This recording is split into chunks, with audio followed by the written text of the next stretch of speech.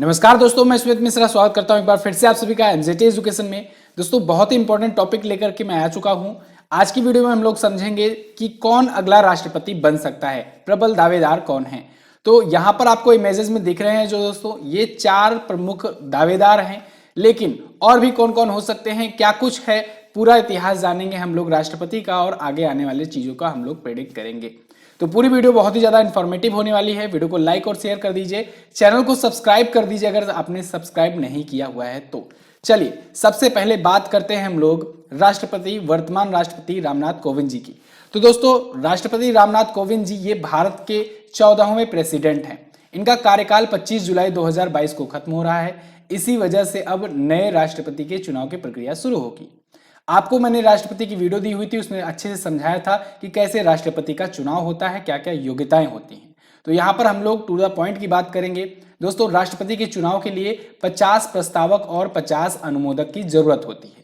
ये 50 प्रस्तावक और ये 50 अनुमोदक जो होते हैं ये भारत के संसद बोले तो राज्यसभा और लोकसभा और जो राज्यों की विधानसभा होते हैं उनसे होते हैं।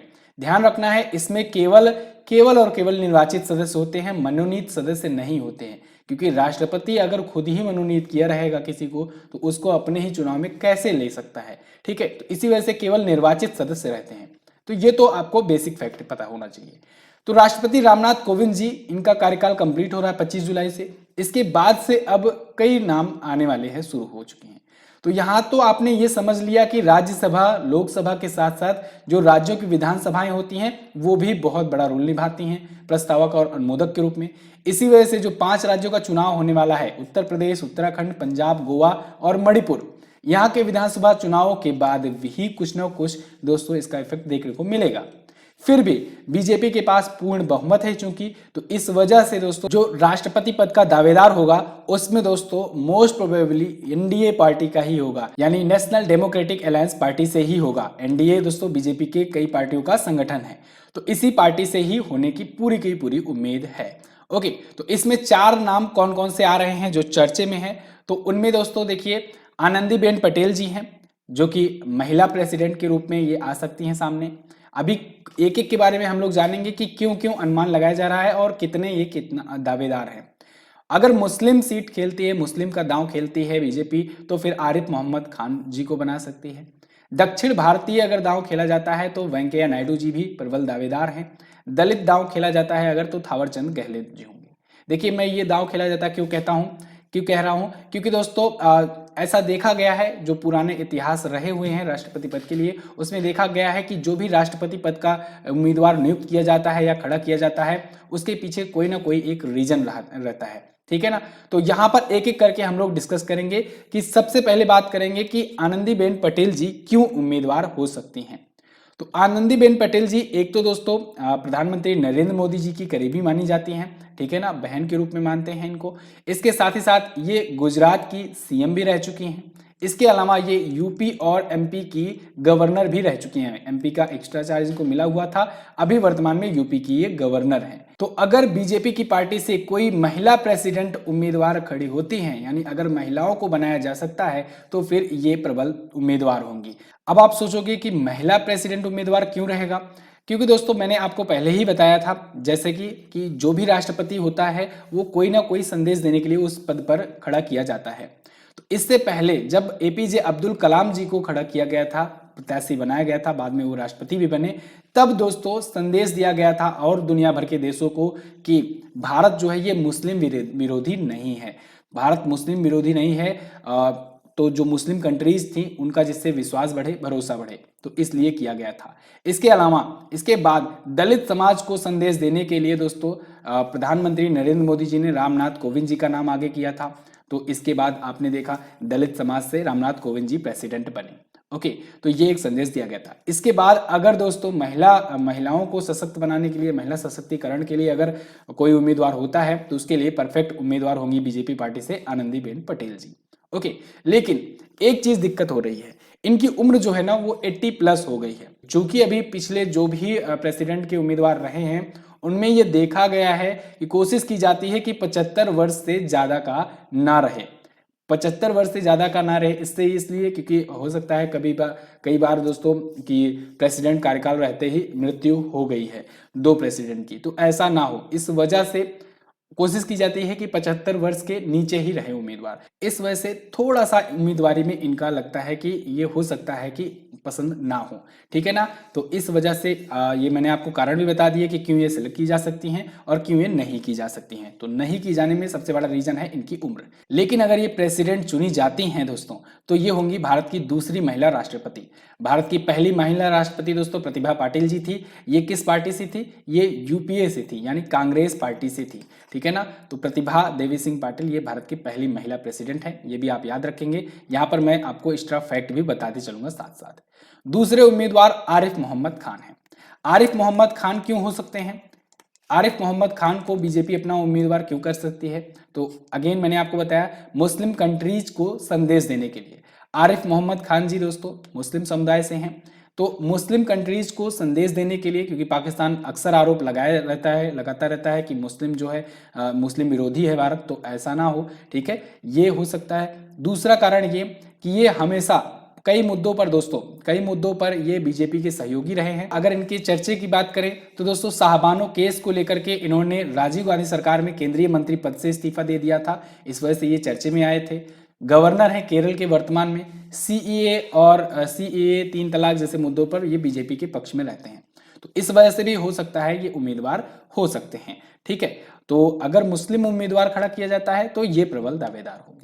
अभी तक कितने मुस्लिम राष्ट्रपति रह चुके हैं भारत में? तो दोस्तों जाकिर हुसैन जी रह चुके हैं, फखरुद्दीन अली अहमद जी रह चुके हैं और एपीजे अब्दुल कलाम जी। अब तक 3 मुस्लिम राष्ट्रपति रह चुके हैं भारत के। ओके, अब बात करते हैं सबसे प्रबल दावेदार एम वेंकैया नायडू जी की।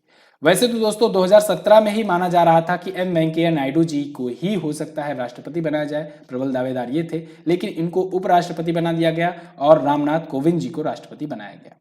इनके राष्ट्रपति बनने के कई कारण हैं, बन सकने के कई कारण हैं। एक तो दोस्तों ये बीजेपी से काफी लंबे समय से जुड़े रहे हैं, बड़े बड़े पदों पर भी रह चुके हैं। 2002 से 2004 तक बीजेपी के राष्ट्रीय अध्यक्ष रह चुके हैं। अटल बिहारी सरकार में ये केंद्रीय मंत्री भी रह चुके हैं, केंद्रीय ग्रामीण विकास मंत्री रह चुके हैं और भी कई मंत्रालय ये संभाल चुके हैं। 2017 से उपराष्ट्रपति रह चुके हैं और उपराष्ट्रपति जो होता है वो राज्यसभा का पदेन अध्यक्ष होता है, ये तो आपको पता ही होगा। तो यानी कि इनके पास काफी ज्यादा एक्सपीरियंस भी है, काफी जमीनी पकड़ भी है। इसके अलावा इनकी उम्र भी अभी 73 वर्ष ही है, तो यानी कि 75 वर्ष वाला जो क्राइटेरिया है, जो कि एक प्रकार से सो कॉल्ड एक क्राइटेरिया है, क्योंकि ये कहीं लिखा नहीं गया है कि 75 वर्ष से ऊपर कहीं ना हो, ठीक है ना। मिनिमम आयु दी गई है 35 वर्ष, लेकिन मैक्सिमम नहीं दी गई है, लेकिन अभी तक कोशिश यही की जाती रहती है। तो वो क्राइटेरिया भी ये फिलअप कर रहे हैं आराम से, ठीक है। एक तो दक्षिण भारत से भी है, क्योंकि दक्षिण भारत को आप देख रहे हो कि आजकल राजनीति में दक्षिण भारत का जो उम्मीदवार है वो कम ही रह रहा है बड़े बड़े पदों पर, ठीक है ना। राष्ट्रपति या प्रधानमंत्री पदों पर आप देख रहे हो उत्तर भारत के ज्यादा उम्मीदवार रहते हैं, तो दक्षिण भारत से हो सकते हैं, ठीक है। अच्छा, एक चीज और, उपराष्ट्रपति अभी तक कितने ऐसे हुए हैं जो राष्ट्रपति बने हैं? यहां पर आपको लिस्ट दिख रही है, ठीक है, दैनिक भास्कर का ये आर्टिकल है। यहां पर आप देख सकते हैं कि डॉक्टर सर्वपल्ली राधाकृष्णन जी ये पहले उपराष्ट्रपति थे, राष्ट्रपति बने। जाकिर हुसैन जी ये भी उपराष्ट्रपति थे, आगे चल के राष्ट्रपति बने। वीवी गिरी, आर वेंकटरमन, शंकर दयाल शर्मा और के आर नारायण, ये सभी उपराष्ट्रपति थे, बाद में आगे चल करके राष्ट्रपति भी बने। तो ऐसे 6 राष्ट्रपति हैं, इनका नाम आपको याद रखना है। मैंने आपको दक्षिण भारत की राजनीति बताया, दक्षिण भारत से कितने राष्ट्रपति बन चुके हैं? तो अभी तक दोस्तों दक्षिण भारत से 4 राष्ट्रपति बन चुके हैं, डॉक्टर सर्वपल्ली राधाकृष्णन, वीवी गिरी, नीलम संजीव रेड्डी और आर वेंकटरमन। और अब अगर बन जाते हैं एम वेंकैया नायडू तो ये होंगे 5वें राष्ट्रपति दक्षिण भारत से। अब चौथा नाम है थावर चंद गहलोत जी का। इनको मैं क्यों कह रहा हूं? थावर चंद गहलोत एक तो दोस्तों वर्तमान में दोस्तों ये कर्नाटक के गवर्नर हैं, कर्नाटक की ये राज्यपाल हैं। इसके अलावा ये केंद्रीय मंत्री भी रह चुके हैं और सबसे बड़ी बात ये दलित समुदाय से आते हैं। तो अगर बीजेपी जो है ये दलित कार्ड खेलती है फिर से एक बार, तो फिर इनको बना सकती है और अब तक के ये तीसरे दलित राष्ट्रपति होंगे। के आर नारायणन, रामनाथ कोविंद जी और इनके बाद थावरचंद गहलोत होंगे उम्मीदवार, अगर होते हैं तो। लेकिन कंडीशन ये है कि चूंकि पिछली बार दलित कम्युनिटी से बनाया गया था, तो इस बार ऐसा नहीं होगा, तो इस वजह से इनके भी चांसेस बहुत ज्यादा कम हैं। अब बात आती है क्या विपक्ष के भी हो सकते हैं? अगर मान लीजिए विपक्ष के होते हैं, सभी पार्टियां गठबंधन करके आती हैं और सपोर्ट करती हैं, तो विपक्ष के जो प्रबल दावेदार हो सकते हैं कांग्रेस पार्टी से, वो होंगे दोस्तों शरद पवार। शरद पवार, शरद पवार बहुत बड़े नेता हैं, बहुत जाने माने लीडर हैं दोस्तों। तो इनको कांग्रेस पार्टी जो है, यूपीए की अगर गठबंधन से अगर कोई राष्ट्रपति बनने का उम्मीदवार खड़ा किया जाता है तो शरद पवार जी को खड़ा किया जा सकता है। तो ये तो था दोस्तों हमारा एनालिसिस कि कौन कौन हो सकता है प्रेसिडेंट अगला। आपकी क्या राय है, आप लोग हमें कमेंट करके जरूर बताइएगा। वैसे दोस्तों प्रधानमंत्री नरेंद्र मोदी जी का जो भी कॉन्सेप्ट रहा है, अभी तक का इतिहास रहा है, ये हमेशा लोगों को चौंकाते ही रहे हैं, हमेशा नया ही बिल्कुल आउट ऑफ द बॉक्स खेल जाते हैं गेम। तो हो सकता है कुछ और नाम आ जाए, कोई और नाम आ जाए। तो आपकी क्या राय है, आपकी राय में भारत का अगला प्रेसिडेंट, भारत का 15वां प्रेसिडेंट कौन हो सकता है, कमेंट सेक्शन में जरूर बताइएगा।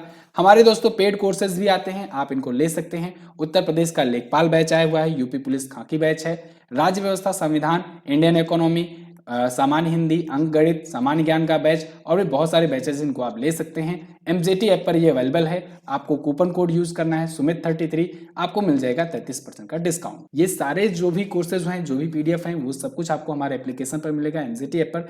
वीडियो को एंड तक देखने के लिए दोस्तों बहुत बहुत धन्यवाद। मिलेंगे अगले दिन की वीडियो में, तब तक के लिए नमस्कार, जय हिंद, वंदे मातरम।